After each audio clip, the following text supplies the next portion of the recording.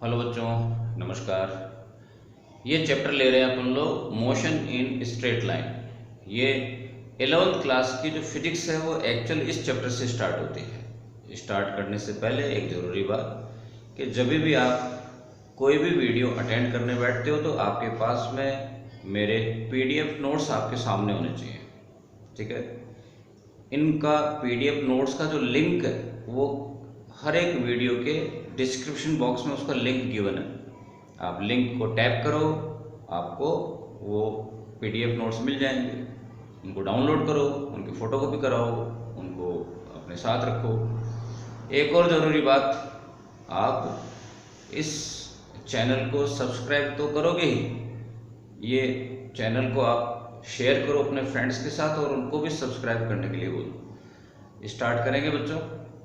Definition से सबसे पहले सबसे फर्स्ट टॉपिक है frame of reference. Frame of reference कोई भी ऑब्जेक्ट हो सकता है जिसके रेस्पेक्ट में आप दूसरी मूविंग बॉडी के मोशन को डिस्क्राइब कर रहे हो, उसकी पोजीशन को, वेलोसिटी को, एक्सेलरेशन को डिस्क्राइब कर रहे हो, वो है फ्रेम ऑफ रेफरेंस। इसका नाम फ्रेम इसलिए पड़ गया, ऐसे समझ लो जैसे एक बंदा बस के अंदर बैठा हुआ है और वो विंडो के फ्रेम से बाहर की तरफ देख रहा है, तो वो विंडो का फ्रेम है, वो उसके लिए फ्रेम ऑफ रेफरेंस है। बाहर का जो सीन है, पेड़ मूव कर रहा है, मकान मूव कर रहा है, साथ में कार चल रही है, वो साथ साथ चल रही है यदि तो उसको रुकी हुई नजर आ रही है। जो कुछ भी उसको दिख रहा है वो बाकी जो कुछ भी विंडो से उसको दिख रहा है उन चीज़ों के मोशन को वो ऑब्जर्व कर रहा है, ठीक है। तो उसको बोलेंगे हम लोग फ्रेम ऑफ रेफरेंस। यानी कि विंडो के रेस्पेक्ट में कार साथ साथ चल रही है, रेस्ट में है, ट्री और जो हाउसेस हैं वो पीछे जा रहे हैं, बस के अपोजिट डायरेक्शन में जा रहे हैं विंडो के रेस्पेक्ट में, तो उस विंडो को आपने बोल दिया फ्रेम ऑफ रेफरेंस। एरोप्लेन्स के लिए फ्रेम ऑफ रेफरेंस उनका एरोड्रम हो सकता है, एयरपोर्ट हो सकता है। ट्रेन्स के लिए फ्रेम ऑफ रेफरेंस उनका प्लेटफॉर्म हो सकता है। बसेस के लिए फ्रेम ऑफ रेफरेंस उनका बस स्टॉप है वो हो सकता है। आपका खुद का फ्रेम ऑफ रेफरेंस आपका घर हो सकता है। मोस्टली अपन लोग फिजिक्स में frame of reference X axis, Y axis और जेड एक्सिस के सिस्टम को लेते हैं। ओरिजिन और एक्स एक्सिस, वाई एक्सिस और जेड एक्सिस का जो सिस्टम है उसमें ओरिजिन भी इंक्लूडेड है, 3 एक्सिस और एक ओरिजिन, ये मिला करके और आपके लिए मोस्टली अपन लोग फ्रेम ऑफ रेफरेंस इसको लिया करेंगे। प्रैक्टिकल एग्जांपल में फ्रेम ऑफ रेफरेंस कोई ऑब्जेक्ट हो सकता है, ठीक है। नेक्स्ट है पॉइंट मास। पॉइंट का मतलब है ऐसा कोई भी ज्योमेट्री जिसका साइज बहुत स्मॉल हो, जीरो साइज हो, साइजलेस, एक ऐसा ऑब्जेक्ट जिसमें ऑब्वियसली मास तो हो गई, बहुत स्मॉल साइज का हो। पर स्मॉल की बात करते हैं तो कोई ना कोई कंपैरिजन होता है इसमें। एक बॉडी का साइज किसी के कंपैरिजन में बहुत स्मॉल है तो उस बॉडी को अपन लोग बोलेंगे पॉइंट मास, ठीक है। पॉइंट मास के एग्जांपल्स लूँगा मैं एक सेंटेंस बोलूँगा जिसके अंदर 2 ऑब्जेक्ट्स की बात होगी। जैसे मैंने कहा marker is in my pocket, तो मार्कर जो है वो पॉकेट के साइज के कंपैरिजन में वेरी वेरी स्मॉल नहीं है, तो फिर मार्कर वो पॉइंट मास नहीं हुआ। मैं ये कह रहा हूँ कि मैं अपना मार्कर घर पे भूल आया, मार्कर और मेरा घर, अब मार्कर पॉइंट मास है मेरे घर के साइज के कंपैरिजन में। आई लिव इन जयपुर, तो मैं जो हूँ वो पॉइंट मास हूँ जयपुर के साइज के कंपैरिजन में। My house is in Jaipur, तो फिर मेरा हाउस जो है ना जयपुर की साइज के कंपैरिजन में पॉइंट मास है, ठीक है। क्या अर्थ पॉइंट मास हो सकती है? यस। यदि मैं बोलता हूँ अर्थ रिवॉल्व्स अराउंड सन, तो जो ऑर्बिट है पूरे ऑर्बिट के साइज के कंपैरिजन में अर्थ और सन दोनों ही पॉइंट मास हैं। तो आप ये नहीं सोचें कि अर्थ तो बहुत बड़ी होती है, पॉइंट कैसा हो सकता है, कंपैरेटिवली जो है वो भी पॉइंट मास है। यदि ऑर्बिट के साइज की कंपैरिजन में बात करें तो अर्थ भी पॉइंट मास है। और यदि पॉइंट मास नहीं होगा तो मार्कर भी, मैंने कहा था marker is in my pocket, तो मार्कर पॉइंट मास नहीं है, ठीक है। I am going to Jaipur to I am going to Delhi from Jaipur with my car, by my car, तो मेरा कार जो है वो पॉइंट मास है, मैं भी पॉइंट मास हूँ और कार भी पॉइंट मास है, जयपुर से दिल्ली के बीच में जो डिस्टेंस है उसके कंपेरिजन में, तो कार भी पॉइंट मास हो सकती है। I am sitting in the car, then neither me and nor the car is point mass, क्योंकि मैंने केवल दो ऑब्जेक्ट्स इस्तेमाल करे हैं, मैं और कार, तो कार और मेरे कंपैरिजन में वेरी वेरी स्मॉल नहीं है। तो ये डिपेंड करेगा साइज के ऊपर, ठीक है। नेक्स्ट बात करते हैं अपन लोग one dimensional motion, two dimensional motion, three dimensional motion. इसको शॉर्ट में बोलेंगे अपन लोग 1D, 2D, 3D। 1D motion, 2D motion, 3D motion. यदि अपन लोग को इजीली समझना है तो अपन लोग बात करेंगे स्ट्रेट लाइन में मोशन है उसको 1D मोशन करते हैं, बोलते हैं। एक मोशन प्लेन में हो रहा है, सपोज ये व्हाइट बोर्ड है, व्हाइट बोर्ड के ऊपर कोई चीज चल रही है, कोई कीड़ा चल रहा है, some insect is crawling on white board, any insect is crawling on the floor. Plane के ऊपर कोई बॉडी चल रही है तो वो 2D मोशन है। और स्पेस में जैसे कोई मच्छर चल रहा है, कोई फ्लाई, कोई बी, कोई मक्खी चल रही है, कोई मच्छर चल रहा है, कोई काइट चल रही है, कहाँ पे? स्पेस में। स्पेस में यदि कोई बॉडी चल रही है तो उसको 3D मोशन बोलेंगे। लेकिन इनमें 1, 2, 3 का मीनिंग क्या है उसको समझो, ठीक है। तो अपन लोग, मैंने भी बताया था कि किसी भी बॉडी के मोशन को या पोजीशन को, डिस्प्लेसमेंट को, वेलोसिटी को, एक्सेलरेशन को, इनको एक्सप्रेस करने के लिए अपन लोग एक फ्रेम ऑफ रेफरेंस लिया करते हैं। और मोस्टली फिजिक्स में फ्रेम ऑफ रेफरेंस लेते हैं अपन लोग एक्स, वाई, जेड एक्सिस को और ओरिजिन को। ये आपके फ्रेम ऑफ रेफरेंस होते हैं, ठीक है बच्चों। एक एग्जांपल देता हूं मैं।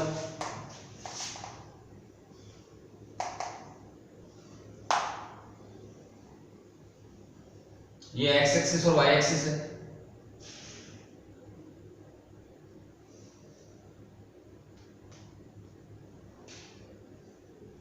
जेड एक्सिस कहां पर है? ये मेरा जो पॉइंटर है ये जेड एक्सिस है, ठीक है। तीनों एक्सिस आपस में परपेंडिकुलर होते हैं और ओरिजिन पर मीट करते हैं। एक बॉडी यूं जा रही है, इस समय इसका कोऑर्डिनेट कितना है? जब वो बॉडी यहां पर है तो इसका कोऑर्डिनेट कितना है? 0, 3, 0। यहां पर इसका कोऑर्डिनेट कितना बताया मैंने? 0, 3, 0। एक्स कोऑर्डिनेट 0 है, वाई कोऑर्डिनेट 3 है और जेड कोऑर्डिनेट 0 है। और जैसे जैसे ये चल रही है यहां पर इसका कोऑर्डिनेट कितना आ गया? हो गया 1, 3, 0, 2, 3, 0, 3, 3, 0, 4, 3, 0, 5, 3, 0। केवल एक कोऑर्डिनेट वेरी कर रहा है, कौन सा वाला? केवल एक्स कोऑर्डिनेट वेरी कर रहा है। एक्स कोऑर्डिनेट का वैल्यू 0, 1, 2, 3, 4, 5 वेरी कर रहा है। वाई कोऑर्डिनेट केवल 3 है, यहाँ भी, यहाँ भी, यहाँ भी, यहाँ भी, यहाँ भी वाई कोऑर्डिनेट हमेशा 3 बना हुआ है और जेड कोऑर्डिनेट हमेशा 0 बना हुआ है। केवल एक कोऑर्डिनेट वेरी कर रहा है। जब केवल एक कोऑर्डिनेट वेरी कर रहा है का मतलब बॉडी स्ट्रेट लाइन में चलेगी। Only one coordinate out of 3 X, Y, Z में से केवल एक कोऑर्डिनेट वेरी कर रहा है तो बोलेंगे 1D मोशन, चाहे वो कोई सा भी हो। यहां पर कौन सा कोऑर्डिनेट वेरी कर रहा है? केवल वाई कोऑर्डिनेट वेरी कर रहा है।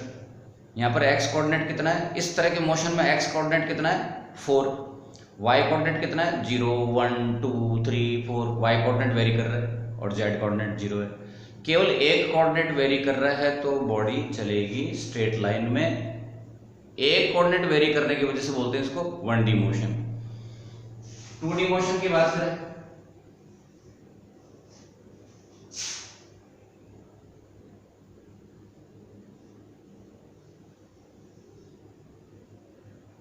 बॉडी कैसे चल रही है? इस बोर्ड के प्लेन में इसका एक्स और वाई कोऑर्डिनेट दोनों वेरी कर रहे हैं। यहां पर एक्स और वाई कोऑर्डिनेट कितने हैं? 2, 2 है, फिर 2, 3 हो गए, फिर चेंज हो रहे हैं। हर कदम पे एक्स और वाई कोऑर्डिनेट दोनों वेरी कर रहे हैं और जेड कोऑर्डिनेट हमेशा 0 बना हुआ है क्योंकि इस प्लेन में वेरी कर रहे हैं, ठीक है, प्लेन में मूव कर रहे हैं। ये जेड एक्सिस है, तो जेड एक्सिस का, इस एक्सिस का बॉटम पे जेड का वैल्यू कितना होगा, बॉटम पर जेड कोऑर्डिनेट कितना होगा, 0, यानी कि तो इसके अंदर केवल एक्स और वाई दो कोऑर्डिनेट वेरी कर रहे हैं, इसलिए इसको बोलते हैं 2D मोशन। 2D मोशन के एग्जांपल एनी इंसेक्ट, मैंने अभी बताया एग्जांपल। एक एग्जांपल है 2D मोशन का, आपको नोट्स में दिखाई दे रहा हो, प्रोजेक्टाइल मोशन। प्रोजेक्टाइल मोशन क्या होता है, किसी भी आप ऑब्जेक्ट को थ्रो करते हो इस तरह से, एक बॉडी को आपने ऐसे थ्रो किया यूं एंगल बना करके, तो वो यूं जा करके और ऐसे एयर में जाते हुए, हवा में चलते हुए जाके गिरेगी। उसका कौन सा वाला प्लेन है, वर्टिकल प्लेन, वो वर्टिकल प्लेन में रहते हुए चलेगी। इसलिए प्रोजेक्टाइल मोशन भी एक 2D मोशन का एग्जाम्पल है, 2 डायमेंशनल मोशन का एग्जाम्पल है। और 3D का मतलब है मोशन इन स्पेस, एक बॉडी यूं यूं यूं चल रही है, तो एक्स और वाई और जेड तीनों कोऑर्डिनेट वेरी करते हैं, इसलिए इसको बोलते हैं 3 डायमेंशनल मोशन। ठीक है, उसमें 3 डायमेंशनल बॉडी में बॉडी लेफ्ट राइट में भी चलेगी, यानी कि एक्स डायरेक्शन में भी चलेगी। लेफ्ट राइट का मतलब एक्स और minus x direction. Up down भी चल सकती है, यानी कि प्लस वाई और माइनस वाई डायरेक्शन। आगे पीछे भी चल सकती है, यानी कि प्लस जेड और माइनस जेड डायरेक्शन, तीनों में चल सकती है। तो लेफ्ट राइट अप डाउन आगे पीछे तीनों तरफ चल सकती है, इसलिए बोलेंगे उसको 3D मोशन। और उसके एग्जांपल है मॉस्किटो, फ्लाई, बटरफ्लाई और भी कई सारे, काइट है, इस तरह की चीजें हैं। ठीक है ना, ये 3D मोशन के एग्जांपल है। बच्चों नेक्स्ट डेफिनेशन है ट्रांसलेटरी मोशन। ट्रांसलेशन वर्ड का मतलब है एक जगह से दूसरी जगह चले जाना। जब बॉडी की पोजीशन चेंज हो तो उसको बोलते हैं ट्रांसलेटरी मोशन।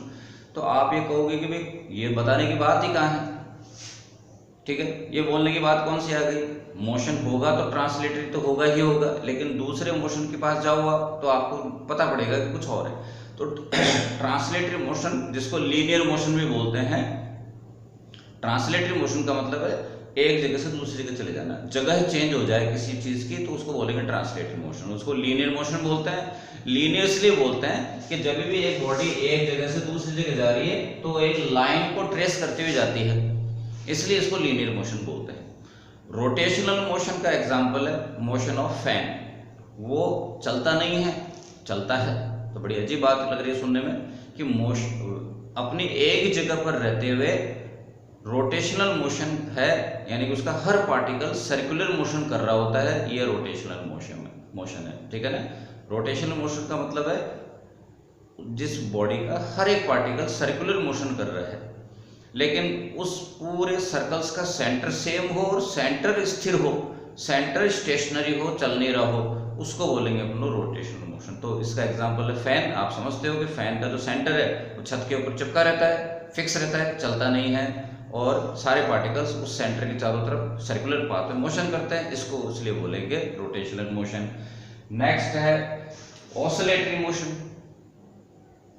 और उसका सबसे ज्यादा एग्जांपल है पेंडुलम या स्विंग, झूला। झूला या पेंडुलम जो है वो इस तरह से मोशन करता है, ऑसिलेटरी मोशन। इसके अंदर बड़ी बात क्या है, टू एंड फ्रो मोशन है। ठीक है, टू एंड फ्रो का मतलब गया फिर वापस आया, फिर गया फिर वापस आया, फिर गया फिर वापस आया, इस तरह से मोशन है, ऑसिलेटरी मोशन का एग्जांपल है। और एक और अच्छा एग्जांपल है ऑसिलेटरी मोशन का, एक स्प्रिंग के साथ कोई बॉडी कनेक्टेड है। आपने यहाँ छत के ऊपर एक स्प्रिंग लटका दी और उसके साथ एक बॉडी कनेक्ट कर दी, उसको थोड़ा सा नीचे खींचा और छोड़ दी, तो वो बॉडी यूं मोशन करेगी, up down up down up down, गई फिर वापस आई, गई और वापस आई। इसको बोलते हैं to and fro motion. This is called oscillatory motion. ठीक है, तो ये जो ऑसिलेटरी मोशन है ये रिपीटेटिव मोशन होता है। ऑसिलेटरी मोशन का तो एक अपने आप में अलग चैप्टर है, इस पूरे डेफिनेशंस की बात अलग है, लेकिन इस चैप्टर के अंदर अपन लोग इनमें से केवल एक मोशन पढ़ेंगे और वो है वन डायमेंशनल मोशन, यानी कि स्ट्रेट लाइन मोशन, यानी कि रेक्टिलिनियर मोशन। ठीक है, नॉलेज सबका रखना है, लेकिन अपने को केवल एक ही मोशन पढ़ना है इस चैप्टर के अंदर। एक छोटी छोटी डेफिनेशन और है बच्चों, और वो है स्टैटिक्स। स्टैटिक्स का मतलब है स्टैटिक बॉडीज का के बारे में स्टडी करते हैं, रेस्ट में जो बॉडीज है उनके बारे में स्टडी करते हैं, स्टैटिक्स है वो।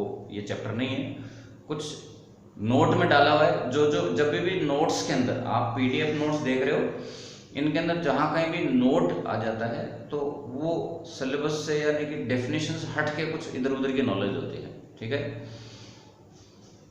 एक और चीज है, तो आगे बढ़ते हैं। तो ये अपने को डेफिनेशंस की बात कर ली। एक बात और करते हैं, और वो है state of motion and state of rest. इसकी बात करते हैं। स्टेट का मतलब condition, state of motion and state of rest. ये दोनों के दोनों वर्ड तो आपको मालूम है। रेस्ट का मतलब रुका हुआ और मोशन का मतलब चलता हुआ। लेकिन जब भी आप कभी बोलते हो एक बॉडी चल रही है, तो वो किसी दूसरे के कंपैरिजन में उसको बोला करते हैं अपन लोग। यदि एक बॉडी का डिस्टेंस दूसरे किसी बॉडी से वेरी कर रहा है, तब बोलेंगे अपन लोग कि ये वाली बॉडी है वो रेस्ट में है। ये मार्कर और ये कैप दिखाई दे रहा है। मार्कर से कैप का डिस्टेंस चेंज हो रहा है, तो आप बोलोगे कि यस कैप इज मूविंग। लेकिन अभी कैप और मार्कर के बीच में डिस्टेंस वेरी नहीं हो रहा। कैप और मार्कर के बीच में डिस्टेंस वेरी नहीं हो रहा, तो आप अभी क्या बोलेंगे क्या कि cap is at rest with respect to marker and this time the cap is moving with respect to marker. इसका मतलब ये हो गया, आप ये सारे सेंटेंस ओके बोलोगे क्या।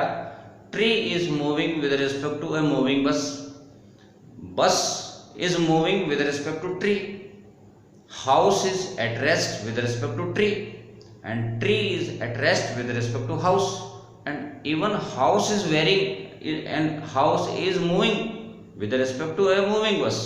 एक बस में बैठ करके एक आदमी, एक मूविंग बस है उसमें बैठा हुआ एक पैसेंजर है, वो हाउस को चलते हुए देखता है, तो उसके लिए तो हाउस भी चल रहा है, ठीक है। आपको अजीब लगेगा सुन करके कि हाउस भी कभी चलता है क्या, ट्री भी कभी चलता है क्या।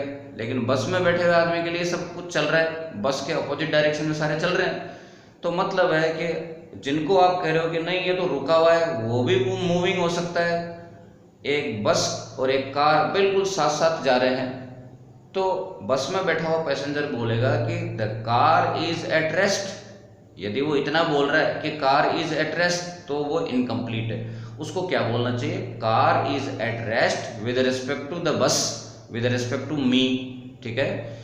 The driver is at rest with respect to passenger and conductor and all passengers are rest with respect to their mutual, with respect to their mutual, ठीक है ना। ओके, यदि कोई पूछे कि इस यूनिवर्स में, इस दुनिया में एग्जैक्टली रेस्ट में कौन है, ऐसा क्या है जो बिल्कुल ही नहीं चल रहा, तो ऐसा कुछ भी नहीं है, ठीक है। ऐसा कुछ भी नहीं है जो बिल्कुल ही नहीं चल रहा। तो आप कह सकते हो कि अर्थ तो बिल्कुल नहीं चलती है। अर्थ कैसे नहीं चल रही है, सन के अराउंड चल रही है, तो फिर आपको कि सन नहीं चल रहा है, सन तो बिल्कुल रेस्ट में रहता है, सन बिल्कुल रेस्ट में रहता है। ये भी गलत है, पूरा यूनिवर्स एक्सपेंड हो रहा है, ये ऐसे करके सब के सब जो है वो दूर हट रहे हैं एक दूसरे से, तो सन भी चलता है। और अपन लोग जो अर्थ के ऊपर बैठ करके सन को देखते हैं, तो ईस्ट में से निकल के और वेस्ट के अंदर चला जाता है। सुबह ईस्ट में से निकलता है सन और ऊपर से उड़ता हुआ वेस्ट में चला जाता है, इसका मतलब सन चलता है, ठीक है। तो अर्थ पे रहने वालों के लिए सन चल रहा है, और सन पे बैठ करके देखोगे तो अर्थ को आप पाओगे कि अर्थ चल रही है, उसके चारों तरफ रिवॉल्व कर रही है। मतलब है कि सब कुछ चल रहा है और सब कुछ रुका हुआ भी है। ये मोशन और रेस्ट जो है वो कंपैरेटिव स्टेट्स हैं, सब कंपैरेटिव कंडीशंस हैं, रिलेटिव स्टेट्स हैं, ठीक है। एब्सोल्यूट मोशन में या एब्सोल्यूट रेस्ट में कुछ भी नहीं है। एग्जैक्टली अपने आप में कोई भी चीज़ मोशन में या रेस्ट में नहीं है। सब के सब यदि मोशन में है या यदि रेस्ट में है तो कंपैरेटिव है, रिलेटिवली है।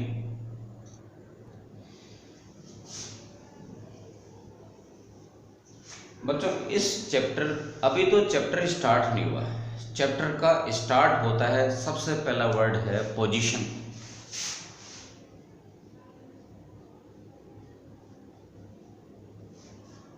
पोजीशन का मीनिंग वो मत लगाओ जो कहीं आपने इधर उधर सुना है, ठीक है।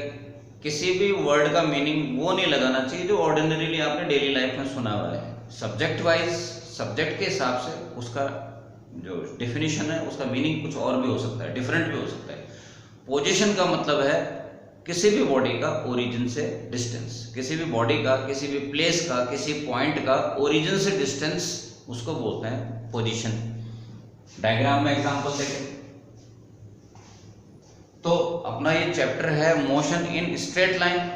तो अपन लोग अभी केवल एक्स एक्सिस की बात करेंगे, केवल एक स्ट्रेट लाइन की बात करेंगे और उसको अज्यूम कर लो कि एक्स एक्सिस है, ठीक है, या फिर केवल वाई एक्सिस की बात करेंगे या केवल जेड एक्सिस की बात करेंगे, ठीक है। तो अभी अपन लोग केवल एक्स एक्सिस की बात कर रहे हैं, minus x direction plus x direction, ठीक है। और कहीं पर एक जगह पर आपने एक पॉइंट मार्क कर लिया, वहां से अपन लोग बाकी पॉइंट्स के, बाकी जो प्लेसेस हैं, बाकी जो जगह हैं, उनकी डिस्टेंस मेजर करेंगे। मेजर करना स्टार्ट करेंगे यहां से, उस जगह को बोलते हैं ओरिजिन।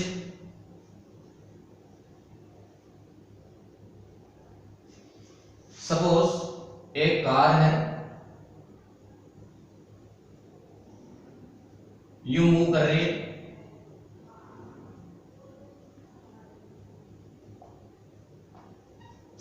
ठीक है। तो आप ये कहोगे कि ओरिजिन से कार की डिस्टेंस कितनी है इस इंस्टेंट पे, 3, x equal to 3, this is called position of the car at this instant, ठीक है। ओरिजिन से डिस्टेंस को बोलते हैं पोजीशन।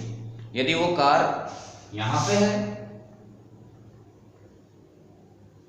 यहां पर x का वैल्यू -2 है, यदि वो कार यहां पर है तो आप बोलोगे कि वो ओरिजिन से -2 डिस्टेंस पर है, यानी कि पोजीशन पॉजिटिव और नेगेटिव क्वांटिटी दोनों हो सकती है। पोजीशन वेक्टर क्वांटिटी है, आपको यदि रियलाइज कराऊं मैं कि पोजीशन वेक्टर क्वांटिटी है।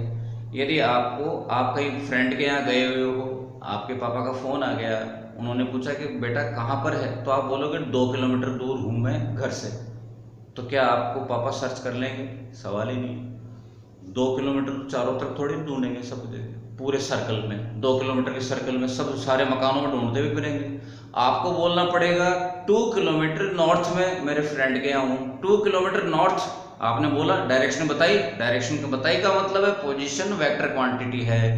यदि आप डायरेक्शन इन्वॉल्व नहीं करते हो तो वो जो है कोई मीनिंगलेस है, ठीक है। उस जगह की पोजीशन आप परफेक्टली बता नहीं सकते, तो पोजीशन वेक्टर क्वांटिटी है, ठीक है। वेक्टर वाला चैप्टर अभी अपन लोगों ने स्टार्ट किया नहीं, उसके बाद आएगा, लेकिन थोड़ा बहुत याद रखें कि anything, any quantity which involves direction with it, then it is called vector.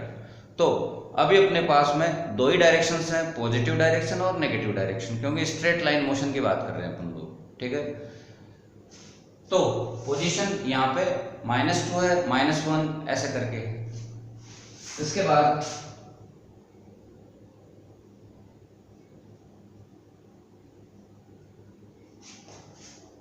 Suppose car चलती भी जा रही है और वो x का वैल्यू 3, 3.1, 3.2, 3.4 ऐसे करते करते x का value 4, x equal to 4.5, x equal to 5 ऐसे करके x का वैल्यू वेरी करता हुआ जा रहा है। x का वैल्यू वेरी कर रहा है मतलब पोजीशन वेरी कर रहा है, ये भी इनकम्प्लीट है। इसको कंप्लीटली ढंग से बोलेंगे, the position is varying with respect to time. With respect to को अपन लोग शॉर्ट में WRT बोलेंगे, नोट्स के अंदर WRT दिख जाए तो आप बोलोगे उसको with respect to the car is moving, then the position is varying with respect to time।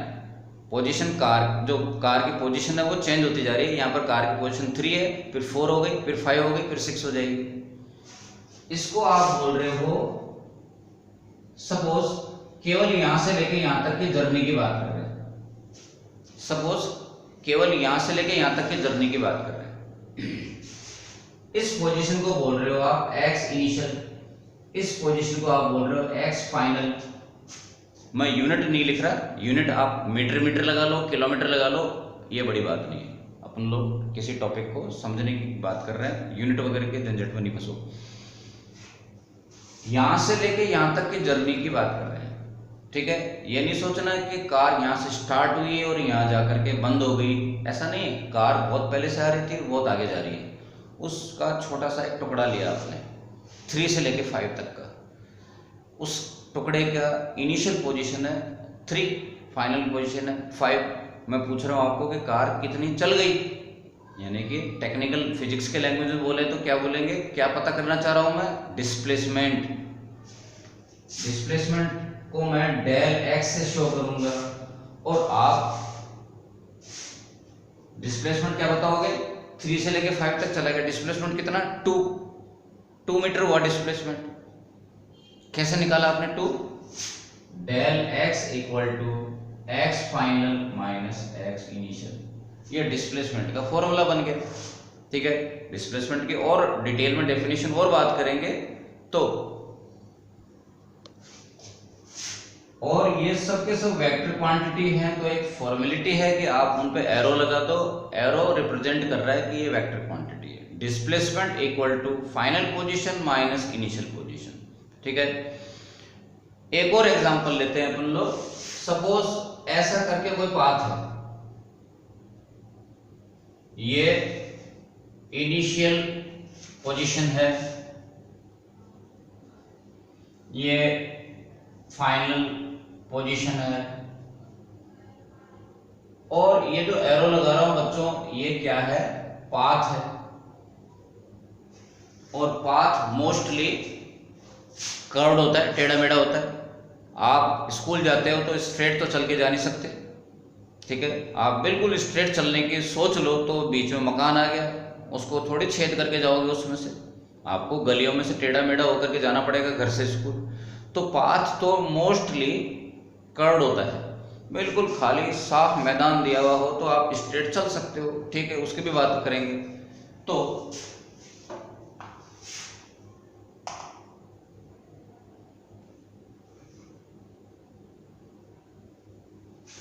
मैंने क्या किया, ये क्या चीज है, ये है पाथ। इस पाथ की लेंथ को बोलते हैं डिस्टेंस।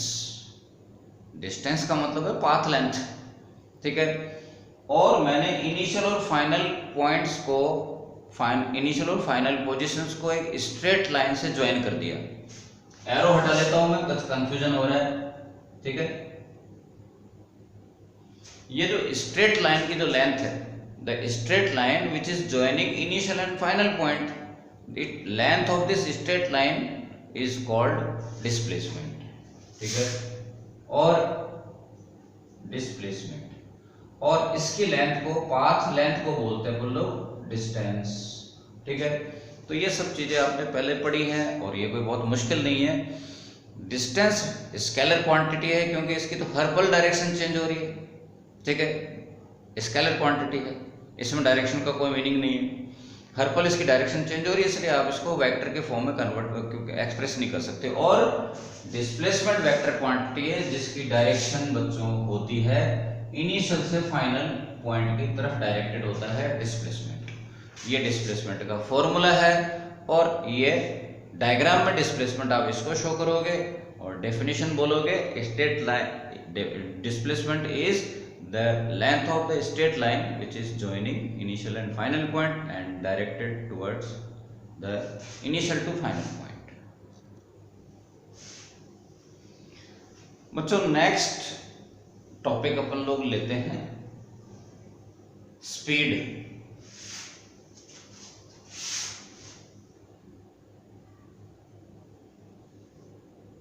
स्पीड का फॉर्मूला आपके लिए नया नहीं है, बिल्कुल भी खूब पढ़ चुके हो 7th 8th 9th 10th के अंदर। Speed equal to distance upon time taken to cover that particular distance. Distance upon time. Speed दो तरह की हुआ करती है, एक तो है एवरेज स्पीड। एवरेज स्पीड का फॉर्मूला क्या है, total distance covered in a long duration divided by total time taken to cover that whole distance। मतलब एक लंबी जर्नी का total distance divided by total time को बोलेंगे अपन लोग एवरेज स्पीड। स्पीड का एक टाइप और होता है और वो है instantaneous speed.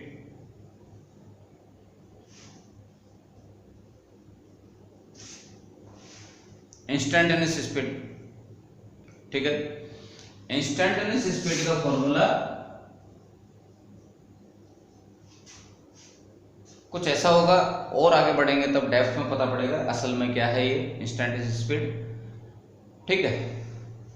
Instantaneous speed instantaneous velocity का, इंस्टेंटेनियस स्पीड इंस्टेंटेनियस वेलोसिटी का मैग्नीट्यूड होता है। तो आपको भी वेट करना पड़ेगा इंस्टेंटेनियस स्पीड के लिए। इस तरह की चीज को बोलते हैं differentiation. dx by D T, इसका प्रोनाउंसिएशन क्या है? dx बाई डी टी, ठीक है। और ये जो वर्टिकल लाइनें बनाई हुई इसको बोलते हैं अपन लोग मैग्नीट्यूड। किसी भी वेक्टर के मैग्नीट्यूड को वर्टिकल लाइन से शो करते हैं। तो ये है इंस्टेंटेनियस वेलोसिटी और उसका मैग्नीट्यूड को बोलते हैं इंस्टेंटेनियस स्पीड। इंस्टेंटेनियस स्पीड का मतलब है जब स्पीड का वैल्यू आप एक पर्टिकुलर इंस्टेंट पर आप एक्सप्रेस कर रहे हो, एक पर्टिकुलर इंस्टेंट पे, ठीक है। एक लॉन्ग जर्नी है, उसके अंदर बहुत सारे इंस्टेंट्स हैं, हर पल आपका स्पीड चेंज हो सकता है। तो हर पल अलग अलग स्पीड हो सकती है, चेंज भी हो सकती है, सेम भी रह सकती है। उस हर पल की, किसी पर्टिकुलर पल की, किसी पर्टिकुलर इंस्टेंट की जो स्पीड है उसको अपन लोग बोलेंगे इंस्टेंटेनियस स्पीड। और उसको कैलकुलेट कैसे करते हैं, उसका फॉर्मूला क्या होता है? उसका फॉर्मूला होता है डिफरेंशिएशन से आता है बच्चों, डिफरेंशिएशन करते हैं अपन लोग। इसको प्रोनाउंसिएशन कैसे करते हैं वो तो डिफरेंशिएशन मैथ्स में भी पढ़े हैं अपन लोग, और बात करेंगे तब बात करेंगे इसकी, ठीक है। ओके, इस पे वापस आओ। सपोज एक जर्नी है, वो अलग अलग टुकड़ों में हो रही है। सपोज 3 पार्ट्स में एक जर्नी हो रही है, ठीक है। यहां से लेके यहां तक डिस्प्लेसमेंट s1 है, टाइम टेकन t1 है, और वेलोसिटी स्पीड जो चल रही है वो v1 है। इस फर्स्ट वाले पार्ट में वो बॉडी स्टार्ट हुई, s1 डिस्प्लेसमेंट किया, टाइम कितना लगा t1, और किस स्पीड से चल रही है इसके अंदर? v1 स्पीड से। यहां पे s2 t2 v2, इसमें s3 t3 v3, ऐसे करके। और एक कंप्लीट जर्नी 3 टुकड़ों में हो रही है, अलग अलग डिस्प्लेसमेंट, अलग अलग टाइम, अलग अलग स्पीड से हो रही है। आप इस कंप्लीट जर्नी का v एवरेज क्या लिखोगे? Total distance s1 plus s2 plus s3 divided by total time taken t1 plus t2 plus t3, ठीक है। Total distance and total time taken, ये v एवरेज का फॉर्मूला हो गया, ठीक है। v equal to speed equal to distance upon time. आप distance को vt भी लिख सकते हो, vt vt vt 1 1 2,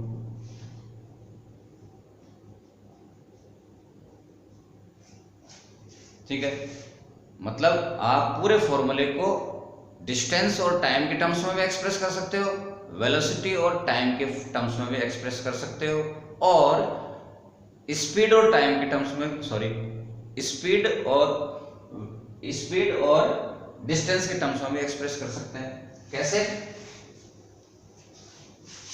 यहां से t का वैल्यू कैलकुलेट करें, कितना आएगा? s अपॉन v, t का value s upon v, s upon v, s upon v, s1 plus s2 plus s3, 1 1 2 2 3। ये फॉर्मूला डिस्टेंस और स्पीड के टर्म्स में। तो जैसा भी आपको डेटा गिवन है क्वेश्चन के अंदर वैसे आप यूज करोगे। मिक्सचर भी हो सकता है, मतलब मिक्सचर भी हो सकता है कि किसी जर्नी का आपको डिस्टेंस और टाइम गिवन है, किसी जर्नी में आपको स्पीड और डिस्टेंस गिवन है, किसी जर्नी में आपको स्पीड और टाइम गिवन है। मिक्स भी हो सकते हैं, कुछ भी हो सकते हैं, तो उस हिसाब से फॉर्मूला आ जाएगा, ठीक है। आगे बात करें, इनमें डिफरेंशिएट करने की बात करें एक बार, और कुछ और एग्जांपल्स की बात करते हैं, कुछ और डिस्कशन की बात करते हैं। बच्चों एक स्पेशल केस लेते हैं जिसमें पूरी जर्नी केवल 2 पार्ट्स में हो रही है, ठीक है। मिनिमम 2 पार्ट तो होंगे पूरी जर्नी में, यदि डिफरेंट है तो, ठीक है। सपोज तो फिर ये फॉर्मूला बन जाएगा ऐसा, ठीक है ना, केवल 2 पार्ट्स में हो रही है। उसको आप ऐसे भी लिख सकते हो, V1 T1 V2 T2, या ये AVG का मतलब एवरेज, या S1 प्लस S2, और T का वैल्यू क्या पुट कर सकते हो, S upon V, S1 upon V1, S2 upon V2। यहां से अपन लोग स्पेशल केस निकाल के ला रहे हैं कि सपोज जो जर्नी हो रही है 2 पार्ट्स में, इन दोनों पार्ट्स का सपोज टाइम सेम है, T1 equal to T, T2 equal to VT। यहां से लेके यहां तक वेलोसिटी V1 है, यहां से लेके यहां तक वेलोसिटी V2 है। यहां पर V1 वेलोसिटी से डिस्टेंस कवर हो रही है, यहां पर V2 से। यहां का टाइम टेकन और यहां का टाइम टेकन सेम है, तो अपन लोग क्या करेंगे,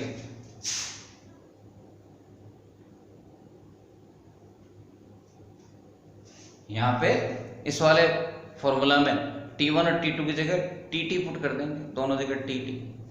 सॉल्व करें, क्या आएगा, V1 प्लस V2 अपॉन 2, जिसको आप कह सकते हो ऑर्डिनरी एवरेज, ठीक है, या अरिथमेटिक मीन। AM का मतलब अरिथमेटिक मीन यानी कि ऑर्डिनरी एवरेज। 2 चीजों का आपको एवरेज निकालना होता, क्या करते हो, ऐड करके 2 से डिवाइड कर देते हो। तो आपको लगेगा कि अरे तो सिंपल है, कोई इसमें नई बात कहां पर है। नई बात इधर है कि सपोज इन दोनों जो जर्नी के दोनों पार्ट्स हैं, इसका डिस्टेंस s और इसका डिस्टेंस भी s, दोनों का डिस्टेंस ट्रेवल्ड इक्वल है। टाइम तो डिफरेंट है, टाइम डिफरेंट है, स्पीड एंड डिफरेंट है, डिस्टेंस सेम है। तो फिर नीचे वाले फॉर्मूले के पास गए, S1 S2 दोनों का वैल्यू पुट किया आपने, इसको सॉल्व किया तो कितना आएगा,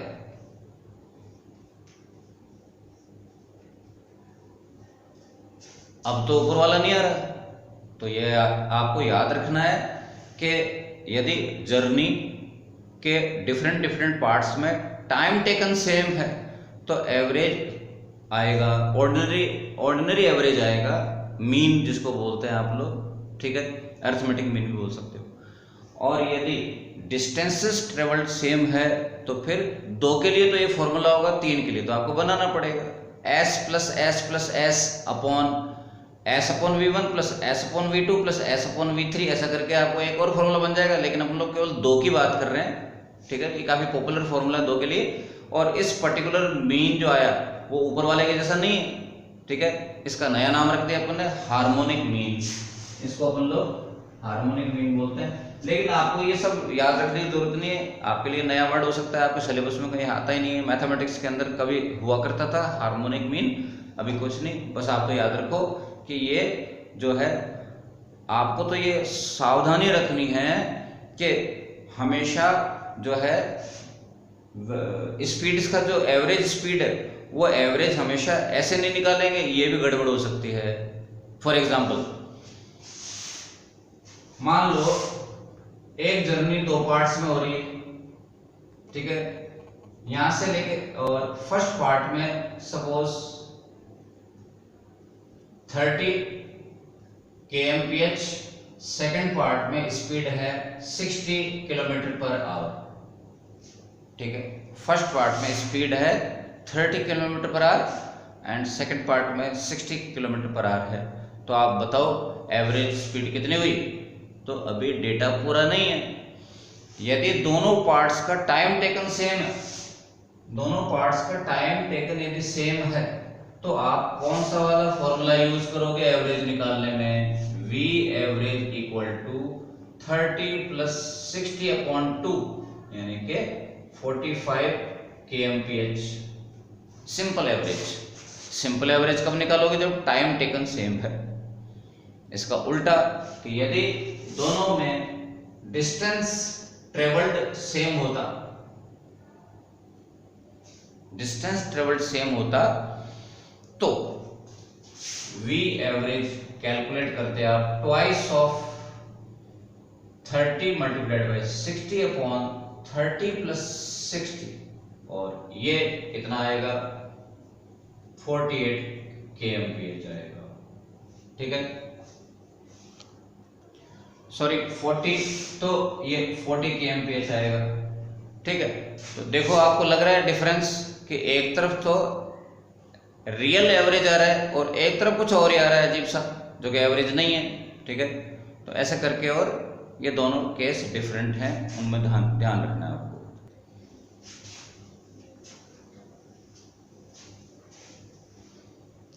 बच्चों, दो वर्ड आपके सामने अभी आए, एवरेज और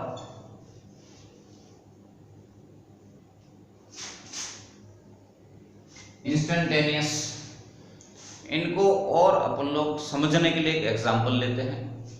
सपोज आपका एक फ्रेंड यहां से स्टार्ट हुआ, यहां जा रहा है। वो टेढ़ा मेढ़ा भी चल सकता था, लेकिन अपना चैप्टर का नाम है motion in straight line, straight ही मान लेते हैं। सपोज वो 9 AM पर स्टार्ट हुआ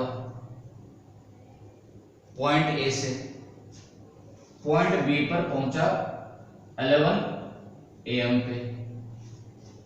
ठीक है, जो और वो स्कूटी से आ रहा है। स्कूटी के अंदर एक चीज होती है ओडोमीटर, ठीक है, जो डिस्टेंस मापने के काम आती है। ओडोमीटर की रीडिंग 2400 थी पॉइंट ए पर। इसका मतलब क्या है कि वो जब खरीद के लाया था तब से लेकर के और पॉइंट यहां तक 2400 किलोमीटर चला चुका। उससे कोई मतलब नहीं अपने को। जब वो यहां पहुंचा तो ओडोमीटर की रीडिंग हो गई 2480 किलोमीटर। ठीक है, डिस्टेंस ट्रेवल्ड कितना आया? डिस्टेंस ट्रेवल्ड कितना आया? 2480 माइनस 2400। टाइम टेकन कितना हुआ? 11 माइनस 9 क्या आएगा? 20। Is it 20 kmph। 20 kilometre per hour की स्पीड से वो 20, ये 20 क्या आया? Average. This is V average, total distance covered divided by total time taken. Total distance कैसे निकाली आपने? ओडोमीटर की रीडिंग को माइनस करके। ठीक है, total distance, sorry total time taken कैसे निकाला? यहां पर उसने घड़ी देखी, पहुंच गया तब उसने घड़ी देखी, दोनों का टाइम का डिफरेंस निकाला। मतलब आप पूरा डिस्प्लेसमेंट कैलकुलेट करेंगे, पूरा टाइम कैलकुलेट करेंगे, रीड करेंगे और डिवाइड करेंगे तो आएगा एवरेज स्पीड। ये एवरेज स्पीड पूरी जर्नी की एक सिंगल वैल्यू होगी, इसमें कोई डाउट नहीं है। ठीक है, सपोज इस जगह पे टाइम कितना हो रहा है? सपोज 10:17 के ऊपर टाइम कितना? 10:17 हो रहा है। आपने 10:17 पर आपके फ्रेंड को फोन मिलाया, उसको पूछा कि बता स्पीड क्या है तेरी। वो ठीक इसी टाइम पे स्पीड देख के बता। वो किसको देख करके बताएगा?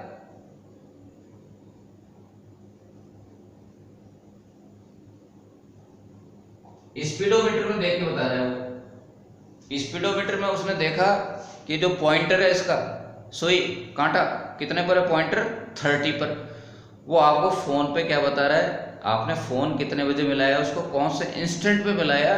10:17 पे आपने उसको फोन मिलाया।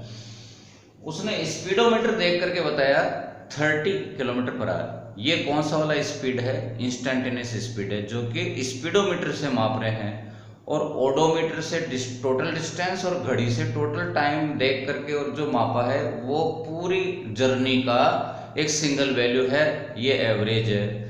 एवरेज स्पीड पूरी जर्नी का एक सिंगल होगा, लेकिन इसका मतलब ये नहीं कि पूरी जर्नी में वो 20 के स्पीड से कांस्टेंट चलता हुआ आया था।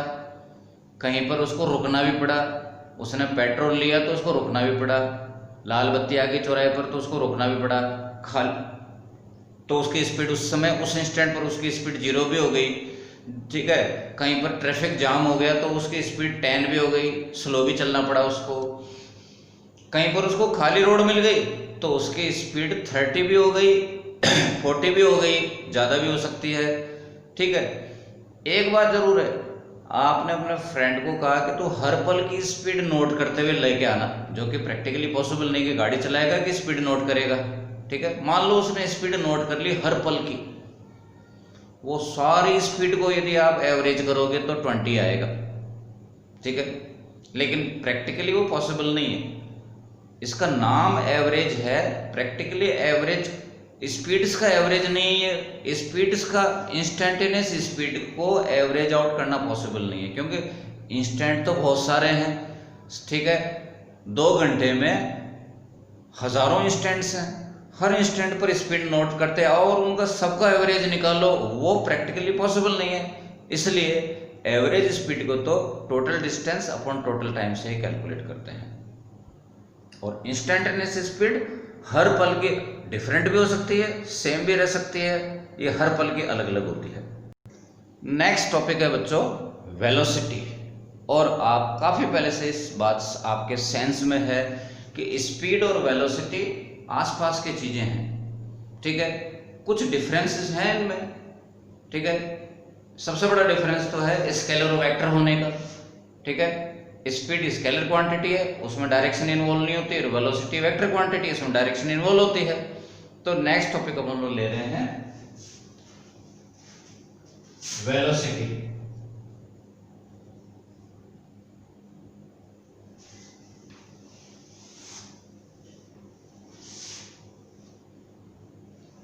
जैसे स्पीड 2 तरह की वैसे वेलोसिटी भी 2 तरह की होती है, एवरेज और इंस्टेंटेनियस। फॉर्मूले भी कुछ कुछ सेम है। एवरेज, वी एवरेज, वेलोसिटी को कैसे एक्सप्रेस करेंगे, एरो लगा करके, ठीक है। और केवल स्पीड को एक्सप्रेस करना है तो एरो मत लगाओ, क्योंकि वो स्केलर क्वांटिटी है। एरो लगा दिया का मतलब वेक्टर क्वांटिटी है। तो वी एवरेज का फॉर्मूला है total displacement divided by total time देगा, ठीक है, एरो साथ रहेगा। और डिस्प्लेसमेंट का फॉर्मूला अपन लोग पहले देख चुके हैं, और टोटल टाइम टेकन का फॉर्मूला ये, ठीक है। फॉर एग्जांपल 11 बजे माइनस 9 बजे, ठीक है ना, final time minus initial time, ये एवरेज वेलोसिटी का फॉर्मूला है। एवरेज वेलोसिटी को कैसे कैलकुलेट करते हैं, ठीक वैसे ही जब मैंने बताया कि सेपरेटली पहले डिस्प्लेसमेंट कैलकुलेट कर लेते हैं, सेपरेटली टाइम इंटरवल कैलकुलेट कर लेते हैं और डिवाइड कर देते हैं। ये वी एवरेज कैलकुलेट करते हैं ऐसे कैसे, ठीक है। एक और है इंस्टेंटेनियस वेलोसिटी, जिसका फॉर्मूला जो है मैंने बताया डिफरेंशिएशन से आता है। फॉर्मूला देखने पर जो भी दिख रहा है आपको, इसको डिफरेंशिएशन बोलते हैं, ठीक है। डिफरेंशिएशन भी करेंगे, सेपरेट वीडियो है उसका, उसमें जाकर के पढ़ेंगे, और यहाँ पर कुछ क्वेश्चंस करेंगे तब भी उनके प्रैक्टिस करेंगे। लेकिन यहाँ पर एक बात याद रखो कि यहाँ पर प्रैक्टिकली डिस्प्लेसमेंट में टाइम इंटरवल डिवाइड नहीं करेंगे, डिफरेंशिएशन से अपने आप कैलकुलेट हो जाएगा। डिफरेंशिएशन एक मैथमेटिक्स की प्रक्रिया है, एक प्रोसेस है, उसके अंदर अपने आप इंस्टेंटेनियस वेलोसिटी हो जाएगा। इसको तो आप न्यूमेरिकल करोगे तभी समझ पाओगे, ठीक है। न्यूमेरिकल करने पे समझ पाएंगे अपन लोग, जिसमें डिफरेंशिएशन इन्वॉल्व होगा, ठीक है। तो आप ये समझो कि यहाँ पर तो प्रैक्टिकली अपन ने डिस्प्लेसमेंट के अंदर टाइम को डिवाइड किया है, यहाँ पे डिस्प्लेसमेंट में टाइम डिवाइड करने जैसा कुछ नहीं करेंगे, यहाँ तो डिफरेंशिएशन करेंगे, ठीक है। और कैसे करेंगे वो तो आपको न्यूमेरिकल में समझ में आएगा। एक चीज मैं आपको एक कॉमन सेंस में डालना चाहता हूँ कि वेलोसिटी दो तरह की, एवरेज और इंस्टेंटेनियस। स्पीड दो तरह की, ठीक है, एवरेज और इंस्टेंटेनियस। ऐसे और भी क्या क्या हैं जो होते हैं एवरेज और इंस्टेंटेनियस। देखो,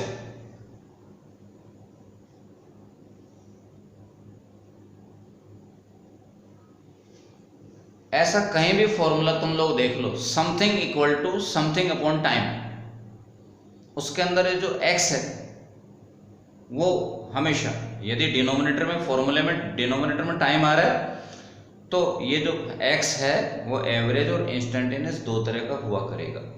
कब कब आता है? Power equal to work upon time, current equal to charge upon time, acceleration equal to change in velocity upon time, speed equal to distance upon time, velocity equal to displacement upon time. जिसके upon में, जिसके denominator में time आ रहा है, वो quantities average और instantaneous दो तरह की हुआ करती है हमेशा, ठीक है ना। एक कॉमन बात है, इसको याद रखो बच्चों। अपन लोग थियोरेटिकल पार्ट में पहले डेफिनेशंस को सल्टा रहे हैं, छोटे मोटे फॉर्मूला वगैरह हैं, फिर एक बार ये कर लें तो अपन लोग फिर न्यूमेरिकल करेंगे, ठीक है।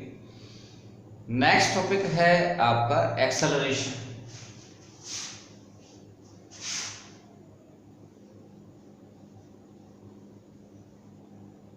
एक्सेलरेशन का फॉर्मूला है बच्चों, आप जानते हो, change in velocity divided by time taken.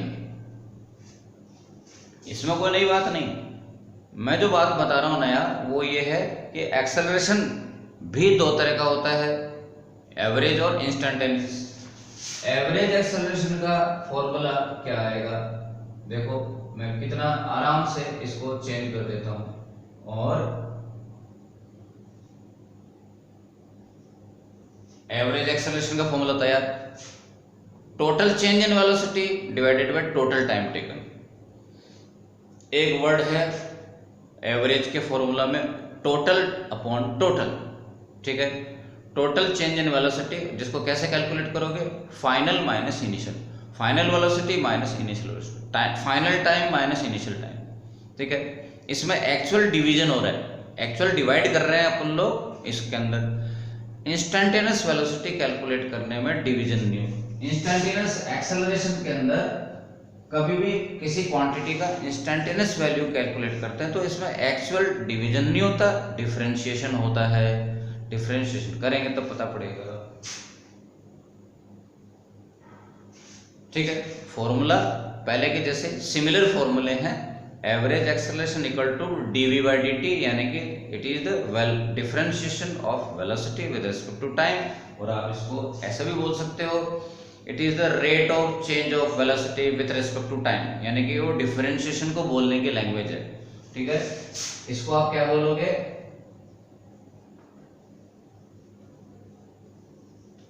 Rate of change of position with respect to time. इसको आप क्या बोलोगे डिफरेंशिएशन के लैंग्वेज में? Rate of change of y with respect to x, rate of change of x position with respect to time, rate of change of velocity with respect to time. ये mathematics के differentiation के language है। तो ये बात, कुछ और इसका फॉर्म हो सकते हैं इस फॉर्मूले में।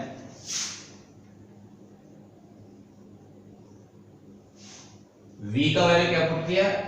dx by dt। मतलब यहां पे आपको दो बार डिफरेंशिएट होता हुआ दिख रहा है। किसका दो बार हो रहा है? पोजीशन का। पोजीशन का एक बार डिफरेंशिएशन किया, वेलोसिटी बन गई। वेलोसिटी का दोबारा से डिफरेंशिएशन किया, एक्सेलरेशन बन गया। तो दो बार डिफरेंशिएशन हो रहा है x का। ये 2 टाइम्स डबल डिफरेंशिएशन को अपन लोग ऐसे एक्सप्रेस करते हैं, ठीक है। d square x divided upon dt square, d square x by dt square. बस ये ध्यान रखना कि ये वो वाला स्क्वायर नहीं है जो सिंपल में मैथ, इसका मतलब ये नहीं कि d और d दो बार मल्टीप्लाई हो गए, मल्टीप्लाई वाला नहीं है। ये केवल एक्सप्रेस करने का एक तरीका है, परंपरा है कि उसको ऐसा लिखते हैं। इसका मतलब है it is x is differentiated 2 times with respect to time. X को 2 बार डिफरेंशिएट किया जा रहा है, ये इसका मीनिंग है। डी स्क्वायर का मतलब डी मल्टीप्लाई बाय डी नहीं है। अब अपन लोग ये डेफिनेशंस की बातों को रोकेंगे, फिर कुछ और टॉपिक बाद में लेंगे, लेकिन बीच में अपन लोग करेंगे न्यूमेरिकल, ठीक है ना। यहाँ तक जो अपन लोग कर चुके हैं वो न्यूमेरिकल करेंगे। वर्कशीट आपके पास है, वर्कशीट देखो और एक एक करके न्यूमेरिकल में आपको एक्सप्लेन करूंगा। कुछ को छोटा छोटा, कुछ को डिटेल में, जितना भी हो पाएगा न्यूमेरिकल कर रहे हैं। वर्कशीट आप निकाल लो।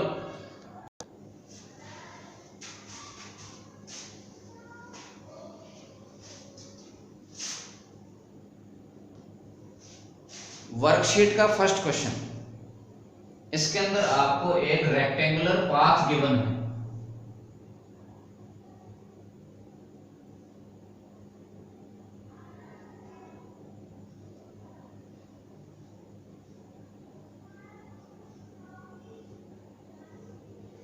एक रेक्टेंगुलर पाथ गिवन है, एक रेक्टेंगुलर आपको शेप गिवन है। पाथ तो अभी मैं बताऊंगा, उसके हिसाब से आपको डिस्टेंस और डिस्प्लेसमेंट बताने हैं। आपको दिख रहा है वर्कशीट में एक टेबल बना रखी है। ये सपोज 8 मीटर है, ये 6 मीटर है, ये 8 मीटर है, ये 6 मीटर है। तो ये कितना होगा, ये 8, ये 6, तो ये पाइथागोरस थ्योरम से निकाल लो कितना होगा, 10 होगा। ये 10 होगा तो ये कितना होगा, ये 5 होगा, ठीक है। ये सब छोटी मोटी कैलकुलेशन आपको मालूम है, अपन ने करके रखी। क्वेश्चन ये पूछ रहा है कि बताओ पाथ है AB, तो डिस्टेंस कितना है 8 मीटर, डिस्प्लेसमेंट कितना है वो भी 8 मीटर। डिस्प्लेसमेंट क्या होता है, डिस्टेंस क्या होता है, distance is the length of the path. तो AB पाथ की लेंथ कितनी है 8 मीटर। डिस्प्लेसमेंट की डेफिनेशन अपनी अलग है। Displacement is the length of the straight line joining initial and final point. तो आप A और B को स्ट्रेट लाइन से कनेक्ट करो, जो ऑलरेडी कनेक्टेड है, उस लाइन की लेंथ कितनी है 8 मीटर है। यहां से एक बात निकल के आ रही है कि डिस्टेंस और डिस्प्लेसमेंट इक्वल भी हो सकते हैं, कब, जब स्ट्रेट लाइन मोशन हो तो, ठीक है।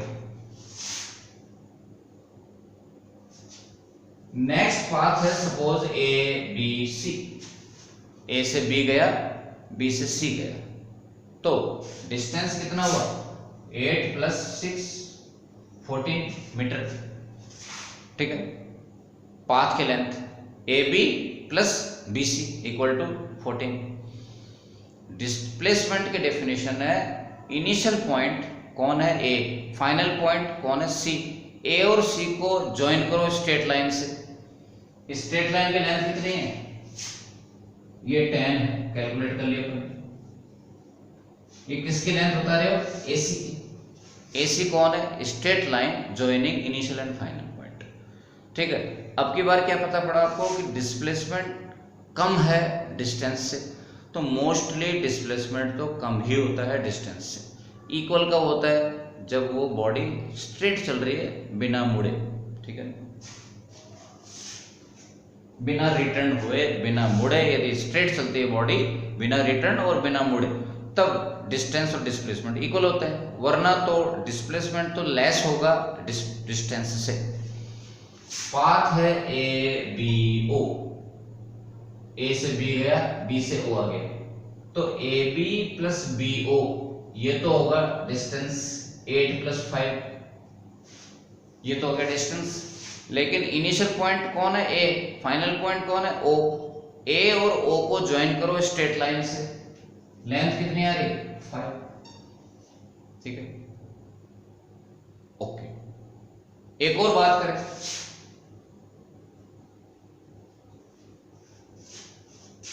ABCDA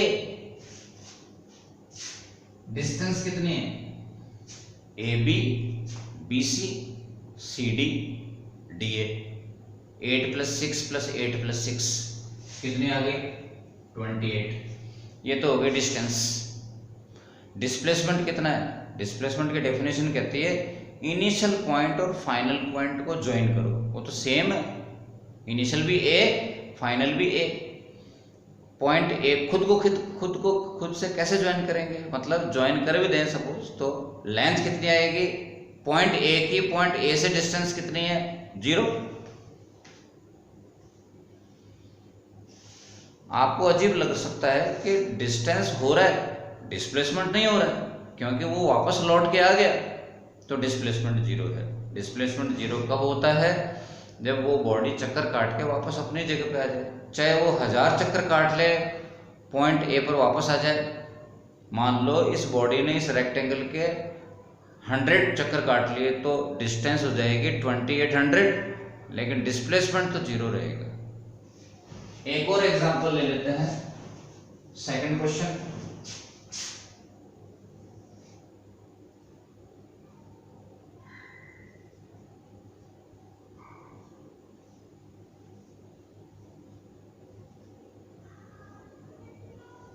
सपोज एक बॉडी है जो इस तरह की ज्योमेट्री में ट्रेवल करेगी। सपोज पाथ है इसका ए बी, ये ए से बी कर्व्ड पाथ पे जा रही है, सर्कुलर पाथ में चल रही है, तो डिस्टेंस कितनी होगी, सरकमफ्रेंस का 1/4।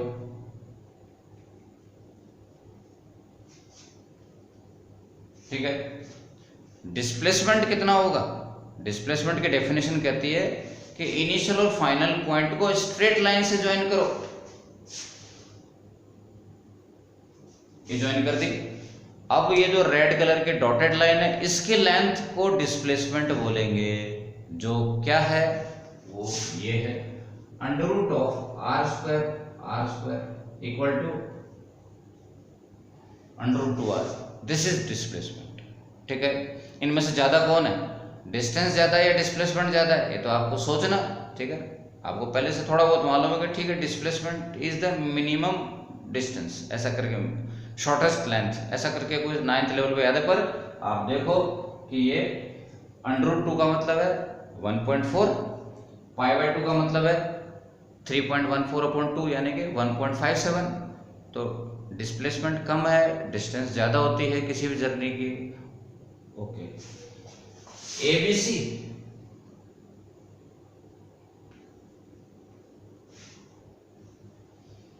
एबीसी पाथ है, इसमें डिस्टेंस कितनी है, सरकमफ्रेंस का हाफ, और डिस्प्लेसमेंट का मतलब है इनिशियल और फाइनल पॉइंट को ज्वाइन करो, ए और सी को स्ट्रेट लाइन से ज्वाइन करो। ठीक है। यहां से लेके यहां तक स्ट्रेट लाइन की लेंथ कितनी आई 2r, माने कि डायमीटर। ठीक है। और फिर बाकी अपने आप भी कर सकते हैं आप लोग। और एक और ले लेते हैं ABO, ए से बी गया AB plus BO, πr/2 plus r। ये तो हो गया डिस्टेंस। और इनिशियल और फाइनल पॉइंट को ज्वाइन करो स्ट्रेट लाइन से, उसकी लेंथ कितनी है स्मॉल r। ए से लेके ओ तक के स्ट्रेट लाइन की लेंथ कितनी है स्मॉल r। ये डिस्प्लेसमेंट आ गया स्मॉल r। ठीक है। तो बच्चों ये जो वीडियो है इसकी लेंथ थोड़ी ज़्यादा होने को जा रही है, इसलिए अपन लोग स्टॉप करते हैं। नेक्स्ट वीडियो में अपन लोग न्यूमेरिकल करेंगे, वर्कशीट के ही, इससे आगे वाला क्वेश्चन करेंगे। ठीक है। तब तक के लिए अपन लोग इस वीडियो को ऑफ करते हैं। एक बात ज़रूर याद रखें कि इस वीडियो को, इस चैनल को आप लोग सब्सक्राइब करो, अपने फ्रेंड्स को बताओ, उनको भी सब्सक्राइब करने के लिए बोलो। अभी के लिए बाय बाय, नमस्कार।